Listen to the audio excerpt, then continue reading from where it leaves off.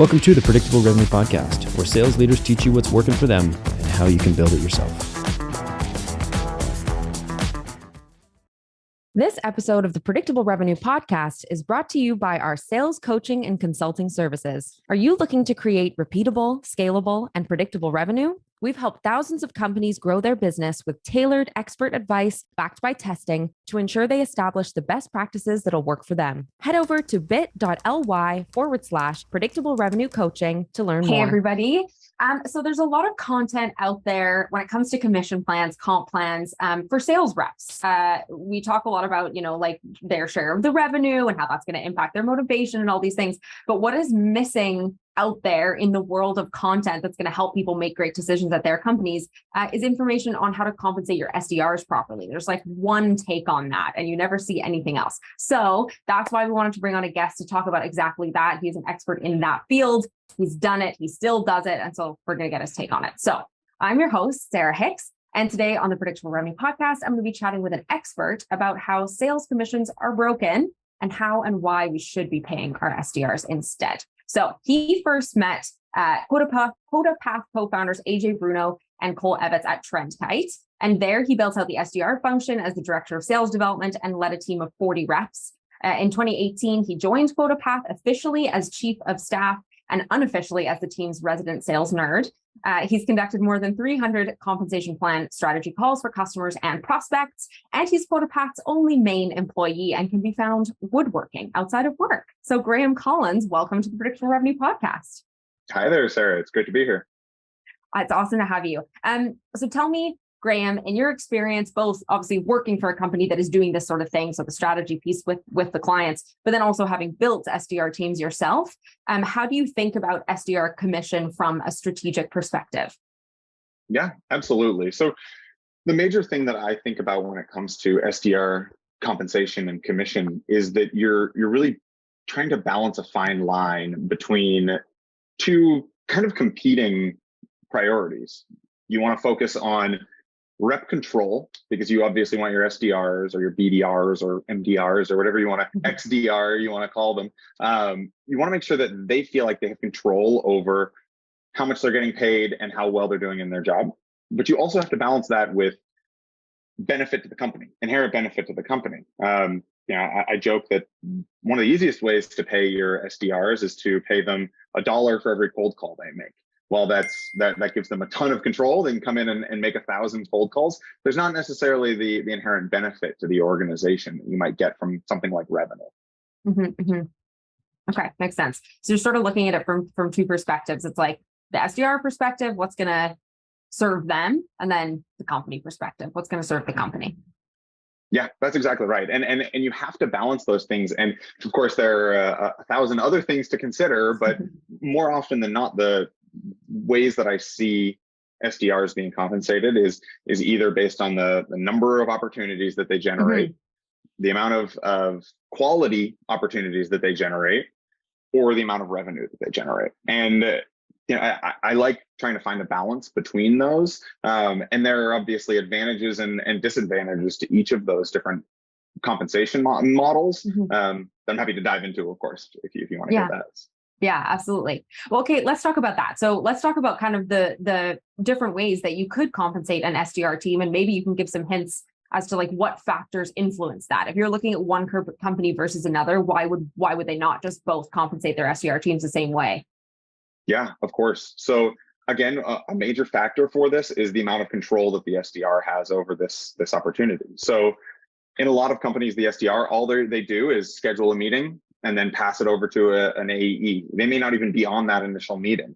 They just schedule a meeting, calendar invite comes on their calendar, the rep's calendar, and maybe they give them a little bit of insight as to it. And if that's the case, then the SDR doesn't really have a ton of control over whether that deal closes or how quality it is, especially if it's an inbound opportunity. So in that instance, I definitely don't recommend compensating based off of revenue. Whereas the more involved the SDR is, or the shorter the sales cycle, if you have a 6-day or 5-day sales cycle, then maybe it makes sense for you to compensate based on revenue, because you can activate coaching on Monday and see the results by Friday. And so, but if you have a year-long sales cycle, then compensating based on revenue just doesn't make sense.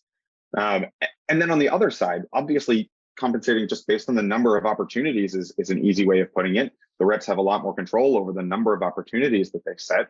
However, the company doesn't see nearly as much benefit off of that because they could be setting demos that aren't good for the company, not ICP, not the types of customers that you're looking to have. And so oftentimes in early stage organizations, companies that maybe don't know exactly what their ICP is, or they have an idea, but it's still not honed in. Number of opportunities set or number of demos set that actually happen. That's one bar, of course, that I do always recommend. Is a pretty good metric for you to compensate on. And then as you mature and as you figure out what a good opportunity looks like, you create that litmus test and compensate based on the number of qualified opportunities that somebody generates. Okay, makes sense. So what is that balance then for an organization where you want to be influencing the quality of opportunities that the SDR is creating? They've got a bit of influence, on that part of the process. How do you strike that balance between those two different metrics that you could be looking at? Yeah, for sure. So I think that what you need to determine is, where do they have that control? So do they have the control over the types of companies that they're setting meetings with? So I've talked to companies where they're like, look, we sell to everyone and anyone, maybe a credit card processing company. Like, you can sell to the corner store, you can sell to Fortune 500 companies. It doesn't matter. Like, we can sell to anybody. In that case, then maybe you don't really care necessarily based on the size of company or the industry or whatever, that's the qualified metric. Maybe you want to just give any opportunity the same amount. However, there's the alternative where I've talked to a company, one of QuotaPath's customers, where they have 200 potential customers. That's it, 200. And so, it's like, the 200 largest law firms in the US. That's their target market. And so compensating their SDRs based on setting an opportunity with, a corner store doesn't make any sense. There's no reason to compensate them for that. So it depends on how well defined your ICP is. And if it's fairly well defined, then you can say, all right, you only get compensated if it's within meets these certain parameters. The same goes for specific titles. Maybe that at my last company with my SDR team, directors of communications, we sold some public relations people. If you were selling into a director of communications, your close rate was 10x that than if you were selling to a PR coordinator, maybe even 100x, honestly. And so if you schedule a demo with a PR coordinator, that's not a quality lead. That's not a qualified opportunity for you. And so I hate to do the classic bant here, but that really is a lot of times where it comes down to is what's your budget, authority, need, and timeline. And oftentimes you qualify an opportunity based on each of those things, and that gives you a good proxy for a high quality opportunity, and compensate a rep accordingly. What about when there is kind of a broader potential? I mean, obviously your total addressable market is not your ideal customer profile, but maybe when there's a few different ICPs, or there's a few different buyer personas, maybe where the product or service is more kind of use case based, and it doesn't really matter as long as they're sort of an authority or have they're a buying persona. If they've got buying authority, then that's good enough. Would you ever see kind of maybe different weighting in terms of who, like, you get a higher comp for one versus another, or what do you see there? Yeah, absolutely. That's a system that I've seen in the past, and actually a system that I implemented at my last company incredibly poorly. And we'll talk about that here in a second. And when I say incredibly poorly, the reason that it was done incredibly poorly is, at my last company, again, I'm totally falling on my sword here, is entirely my fault. But the reason that it was done so poorly is because the weights just didn't make sense. I had one opportunity worth, and this is very confusing comp plan, mind you. This is before I knew everything I know now. One opportunity was worth $9,000 worth of qualified revenue if it was with a PR agency. If it was with just a brand, it was $24,000. But if it was with an enterprise brand, meaning they have revenue over $1 billion, it was worth $44,000.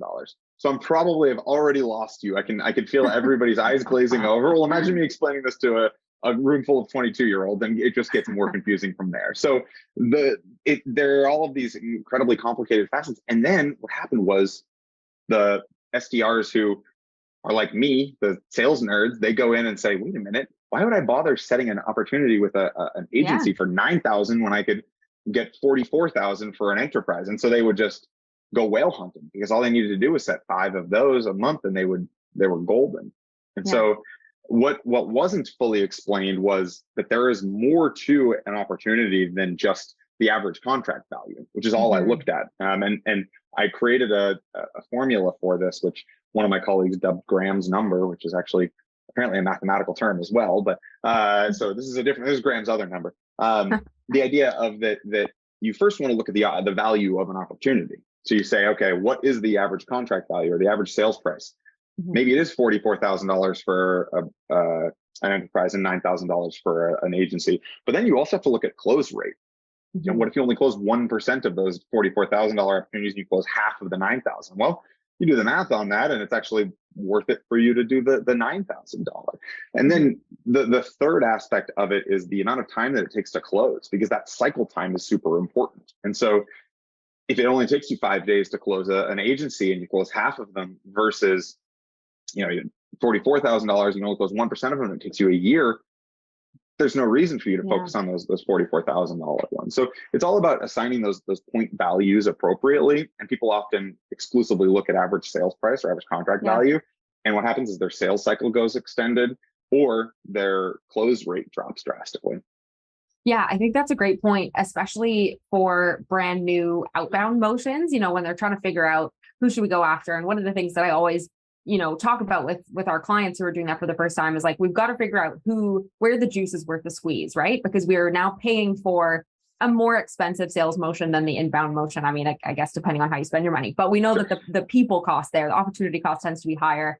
And so it's always looking at what is that sort of minimum ACV, or what other things can we factor into that? Because you're totally right. Like if we set our minimum threshold to say it's like 15,000, that's generally speaking when you start to get return on investment. But then there's still enterprise deals that could be 150,000. It doesn't make sense to just send the SDRs after the 150,000, because it's going to take them like 6 months before they book their first meeting. And it's going to take 12 more months before the revenue comes in. And you'll have lost money on that SDR model for 2 years before you start to see anything come back.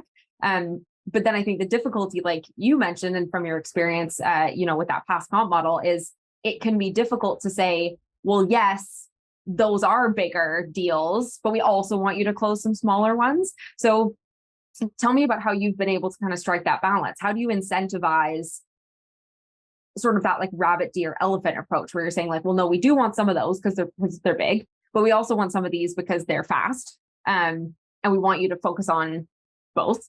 So how do you incentivize that? Yeah, I mean, I think it comes down to assigning the correct point values and assigning the correct books as well.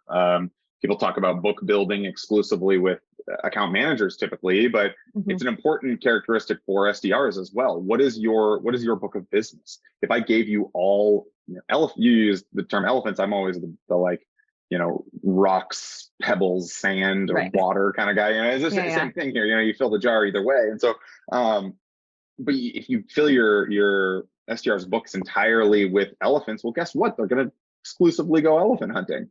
Whereas if you give them a good mix and assign it out in an intelligent way and assign those point values accordingly, if I had to go back and do the point value again, first of all, I wouldn't say 9,000. I would lop off 3 zeros and just say 9 points. I'm not sure where the 9,000 anyway. And I wouldn't say 9 and 24 and 44. I would say probably, maybe marginally more, 10, 12, and 15 points. But to the point where it's like, well, no, there's still value for me to go after the rabbits and the deer, not just the elephants. Absolutely. Well, let's dig a little bit further into what you see people doing wrong out there when it comes to commission plans. Obviously, we've got a great example from your own past. Great. Love a bit of color there. But what are some of the other things that you see companies doing wrong when it comes to SDR commission plans?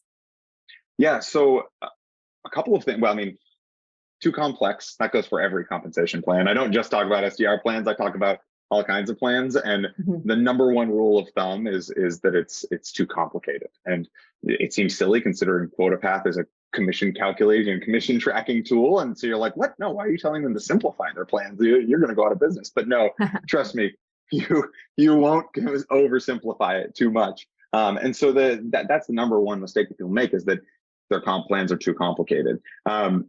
Specific to SDRs that I often see is, let's talk about when they set a target based on number of opportunities, qualified opportunities, is just pulling that number out of thin air, or looking at historicals and not understanding the math behind that. So oftentimes I see people say, like, I say, what's your target? I say 20 qualified opportunities a quarter.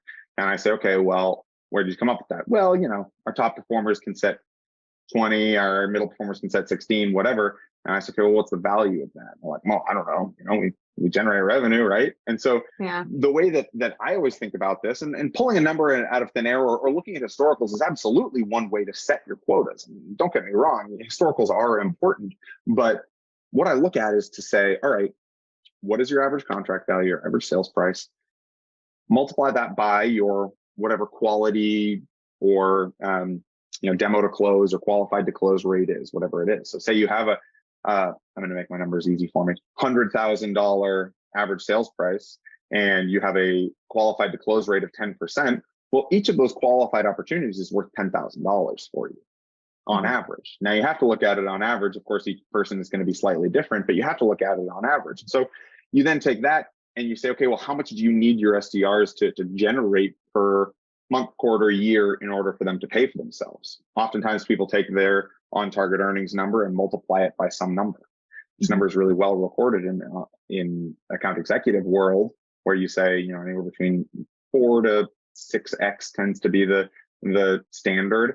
In SDRs, it's not nearly as well recorded. I've seen some people at 4x there as well. I've seen some people at 5, 6. I've seen some people at 25 or 30x. For me, I like to be in that 6 to 12 range. So, all right, if I'm paying my SDR $70,000, multiply that by 10, again, make my numbers easy here. I want my SDRs to generate $700,000 in revenue each per year. And so then figuring that out, okay, each one's worth $10,000. Therefore, we're looking to do 700,000. Now I'm going to confuse myself. 70. That's 70 qualified opportunities there. And then I need to figure out exactly what what my quota frequency is. In that instance, it would probably be quarterly. So I divide that by quarterly, bang, bang, boom. Then the numbers I just threw out there actually line up pretty well. I'm not going to do this entirely, but 70 divided by the 4 is, call it close enough to 20-ish opportunities per quarter. So maybe your finger in the wind is correct, but you have to be able to back it up by those numbers as well. Yeah, absolutely.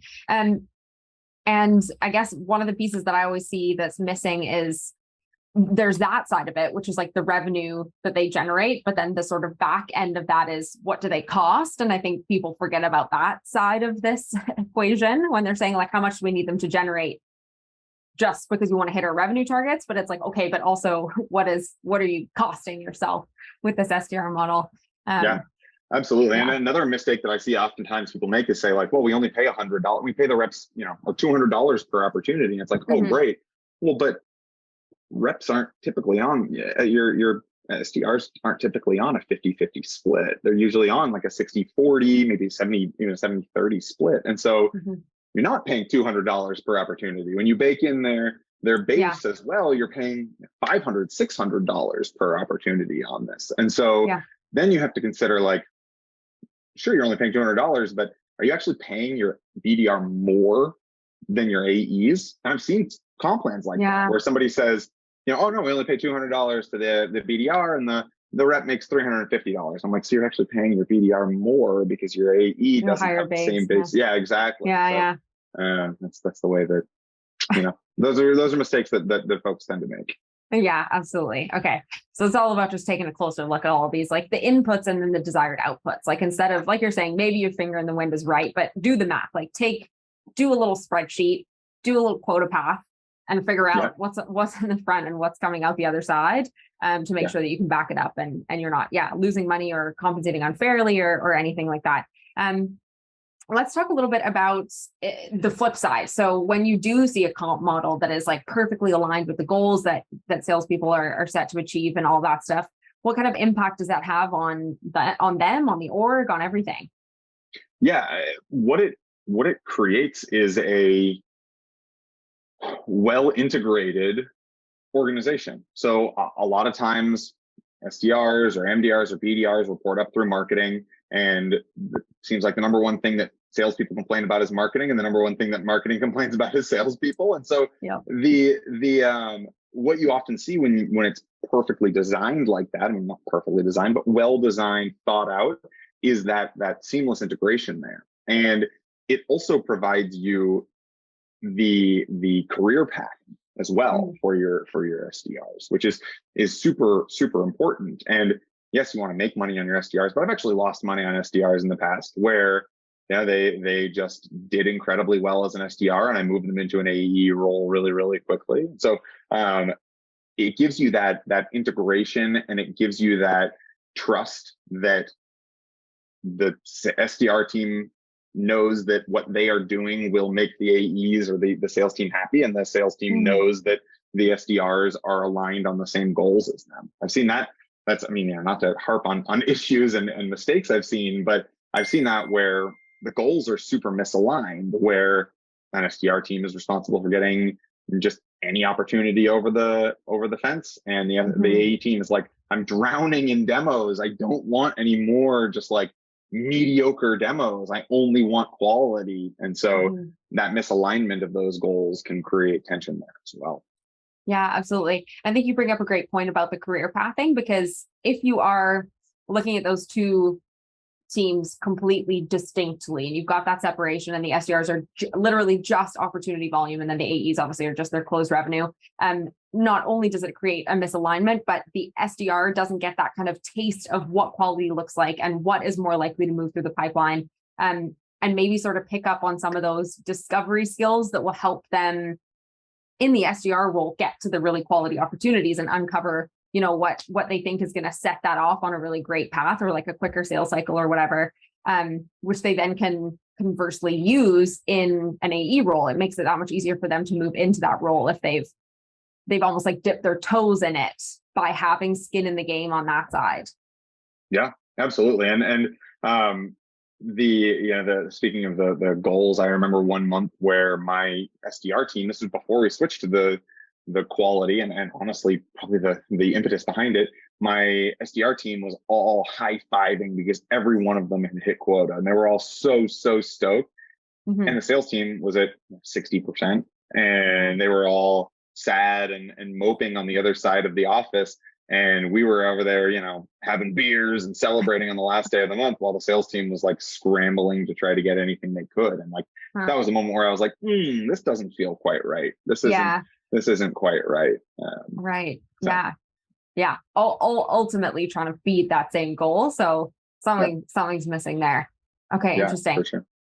Talk to me about the sales leadership perspective on this. So we've kind of talked about, the impact that it has on the org in terms of, communication and alignment and the career pathing and that sort of thing. But I guess what struggles does this solve for a sales leader who's going from a really complicated, comp structure to something that's a little more, I don't know, well-designed? Yeah. I mean, I don't know if you've ever been mispaid or had your commission wrong. If you get a group of salespeople around and you say, who here has had the wrong compensation or misunderstood their comp plan, several hands will go up, and then I'd say, well, who here's quit a job because of it? And at least one or two hands will stay up. And that's the truth, is that you end up losing some of your top performers, and this goes across the board for compensation. But a poorly designed comp plan, and sometimes they didn't get mispaid. They were paid properly. They just didn't understand their compensation plan. And so they lacked that transparency and that understanding of what their comp plan truly was and why it was designed that way. There's the whole, like, you shouldn't just explain what the comp plan is. You should explain why the comp plan is the way that it is, and why your quota is going up, or why your quota is what it is. But I'm going a little bit on a tangent there, but I think that the advantage to the sales leadership is there's no question about what am I going to get paid? Why am I going to get paid this amount? What do you want me to do? Because that's what a comp plan is me just telling you, this is what I want you to do. I want you to set quality opportunities. I want you to close 2-year deals.